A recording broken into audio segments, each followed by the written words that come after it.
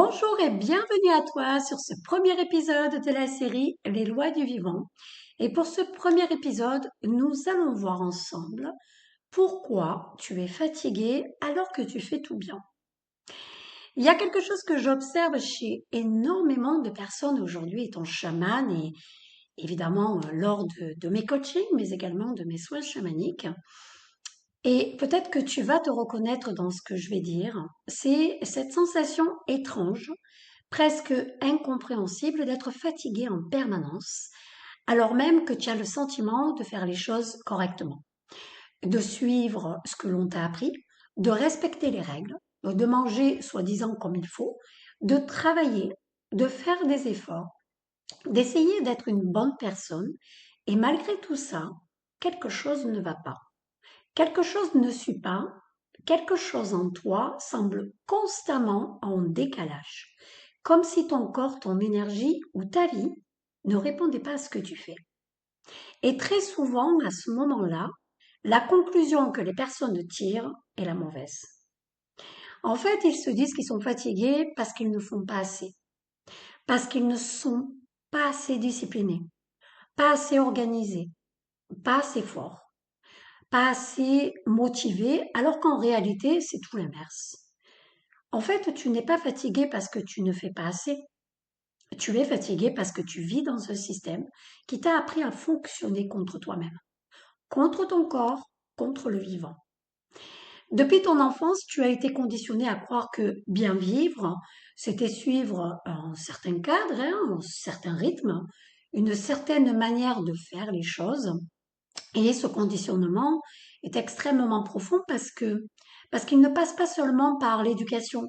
Tu sais, il passe aussi par l'école, par la société, bien évidemment, par les traditions, ne les oublions pas, par ce que tu observes autour de toi, par ce qui est valorisé, par ce qui est considéré comme normal, je dirais.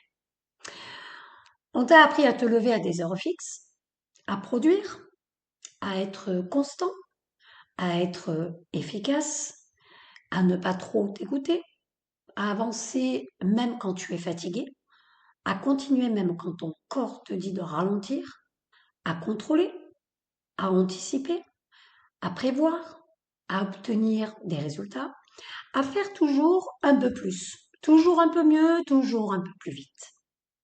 Et à force, eh bien, tu as intégré ça comme étant la norme. Mais le problème, c'est que ton corps, lui, n'a jamais été conçu pour fonctionner comme ça.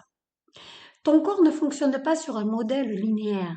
Il ne fonctionne pas sur un modèle de performance constante. Il fonctionne selon les cycles. Des cycles de montée et des cycles de descente. Des phases d'action et des phases de repos. Des moments d'expansion et des moments de repli. Des périodes où ton énergie est naturellement haute et d'autres où elle est naturellement basse. Tu vois? Et quand tu vis dans un environnement qui te demande d'être toujours au même niveau, toujours performant, toujours disponible, toujours actif, toujours présent, en fait, tu entres automatiquement en conflit avec ton fonctionnement naturel. Et ce conflit, eh bien, il a un coût, je pense que tu l'imagines bien. Ce coût, c'est ton énergie. Parce que la fatigue que tu ressens aujourd'hui, ce n'est pas un manque d'énergie au sens où ton corps serait défaillant. Ce n'est pas un problème de capacité, ce n'est pas un manque de volonté. C'est une conséquence directe d'un mode de vie qui te fait perdre ton énergie en performance, sans que tu t'en rendes compte. Et c'est là que ça devient intéressant. Parce que la vraie question n'est pas comment avoir plus d'énergie en fait. La vraie question c'est où est-ce que ton énergie se perd. Ton énergie se perd d'abord dans ton mental. Aujourd'hui, la majorité des personnes vivent dans leur tête, clairement. Pas dans leur corps, pas dans l'instant présent, dans leur tête. Et ce mental, il tourne en permanence. Pourquoi? Parce qu'ils analysent, ils anticipent, ils regrettent, ils imaginent, ils comparent, ils jugent, ils critiquent, ils ressassent, ils projettent. En fait, ils créent des scénarios qui n'existent pas encore. Ils reviennent sur des situations passées qui ne peuvent plus être changées et ils rejouent des conversations, ils imaginent même des réponses. Donc du coup, ils créent du stress, ils maintiennent une tension constante. Et tout ça, ça consomme une quantité d'énergie énorme. Tu peux être assis et ne rien faire physiquement et être complètement épuisé. Pourquoi? Parce que ton mental ne s'arrête jamais. Parce que ton système nerveux est constamment sollicité. Parce que tu ne laisses jamais ton corps redescendre. Ensuite, ton énergie se perd dans tes émotions. Pas les émotions que tu vis, non, les émotions que tu ne vis pas correctement. Parce qu'une émotion, à la base, c'est quelque chose de simple et de normal. Elle monte, elle traverse et elle redescend. Mais aujourd'hui, ce qu'on fait, c'est qu'on les bloque, on les évite. Alors évidemment, je parle des émotions négatives, bien évidemment, puis on les refoule, ou au contraire, on va les nourrir, on va les amplifier, on va les entretenir. Et dans les deux cas, le résultat est le même. Ça reste dans le corps. Et ce qui reste dans le corps devient une charge. Une charge émotionnelle, mais ça va être aussi une charge énergétique. Et ça va être, enfin, ça va en définir découler sur une fatigue. Et cette fatigue-là, elle est souvent invisible. C'est pas une fatigue physique évidente, c'est une fatigue qui est diffuse. C'est une fatigue de fond, c'est une fatigue chronique. Quand il y a une fatigue chronique, je tire toujours la sirène d'alarme. Celle qui fait que tu te lèves déjà fatigué, que tu termines ta journée vidée, que tu as l'impression de ne jamais récupérer complètement, même si tu te couches tôt et que tu te lèves tard et que tu as ton quota de sommeil. Ensuite, ton énergie se perd dans ton alimentation. Et là, c'est un point qui dérange souvent, je sais. Parce que la plupart des personnes pensent bien manger.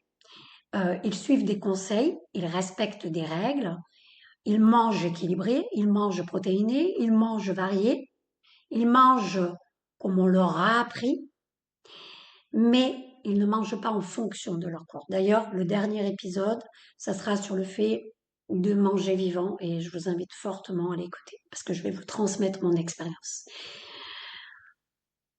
Ils ne mangent pas en fonction du vivant, ils mangent en fonction d'un système et de ce qu'on nous a appris. Et ce système-là, il est basé sur la performance, sur la rentabilité, sur des croyances, sur des habitudes, sur des modèles qui ne sont pas forcément alignés à ce dont ton corps a réellement besoin, à comment est constitué ton corps. Le résultat de tout ça, eh bien, ton corps doit travailler plus pour digérer. Ton corps doit compenser, ton corps doit s'adapter et toute cette adaptation, elle consomme de l'énergie. Ensuite, ton énergie se perd parce que tu ne respectes pas tes cycles. En fait, tu te lèves quand ton réveil sonne, pas quand ton corps est prêt. Parce qu'il peut être prêt à 4 heures du matin, parce qu'il peut être prêt à 11 heures du matin.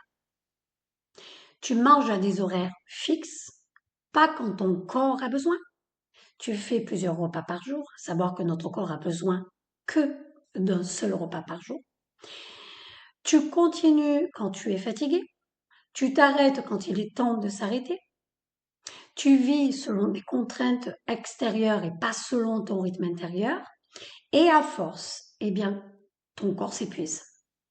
Tu vois le cheminement? Ensuite, ton énergie se perd parce que tu n'écoutes plus ton corps, parce que tu n'es pas connecté à ton intuition, parce que tu n'es pas dans le moment présent. Ton corps t'envoie des signaux en permanence. Mais le problème, c'est que tu les ignores. Par exemple, une fatigue, tu continues. Une tension, tu ignores. Un inconfort, tu compenses. Et à force, les signaux deviennent plus forts. Parce que ton corps, en fait, lui, son but, c'est de te maintenir en santé. Donc lui, il n'abandonne pas. Il insiste jusqu'au bout.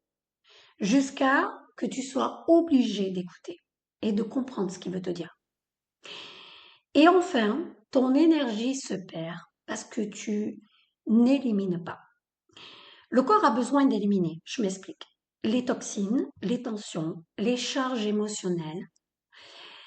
Mais aujourd'hui, on est dans une société où on accumule en permanence, on consomme en permanence, on remplit en permanence. On ne laisse jamais le corps se nettoyer.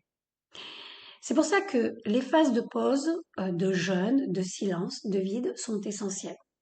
Il y a beaucoup de maladies, j'en parlerai, où on nous apprend qu'il faut se nourrir. Le problème, c'est que tu nourris ces maladies. Donc, je ne vais pas en dire plus là, parce que ce premier épisode n'est pas dédié à la maladie, mais j'en parlerai longuement dans les autres épisodes. Parce que dans ces moments-là, c'est dans ces moments-là que le corps se régénère. Mais ces moments-là, on ne nous les a pas appris. Alors au final, tu te retrouves dans une situation paradoxale. Tu fais ce que tu penses être juste et ça, ne te juge pas parce que tu as été conditionné comme ça. Tu as copié tes parents et puis tes parents ne savaient même pas comment fonctionnait leur corps. Mais le problème, c'est que tu es fatigué. Beaucoup de personnes sont trop fatiguées parce que ce que tu fais est cohérent avec ce qu'on t'a appris, mais pas avec ce que ton corps est. Et la vraie prise de conscience, elle est là. Tu ne peux pas retrouver ton énergie en continuant à fonctionner de la même manière. Tu ne peux pas retrouver ton équilibre en restant dans un système qui t'en éloigne. Ce que tu ressens aujourd'hui, ce n'est pas un problème en fait, c'est un signal. Un signal que quelque chose doit changer. Pas à l'extérieur, mais en profondeur. Et la bonne nouvelle, c'est que ton corps sait. Ton corps sait se réguler. Ton corps sait retrouver son équilibre tout seul. Ton corps sait se réparer tout seul aussi. Mais encore faut-il que tu arrêtes de lui imposer un fonctionnement qui l'épuise. Parce que ton corps, lui, ne te lâche pas.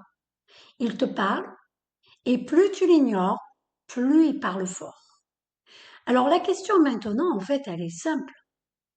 Est-ce que tu continues à faire comme il faut ou est-ce que tu commences à comprendre comment ça fonctionne vraiment? Parce que comprendre, c'est le début du changement. Et là, tu viens déjà de faire un premier pas. On va aller encore plus loin dans l'épisode numéro 2.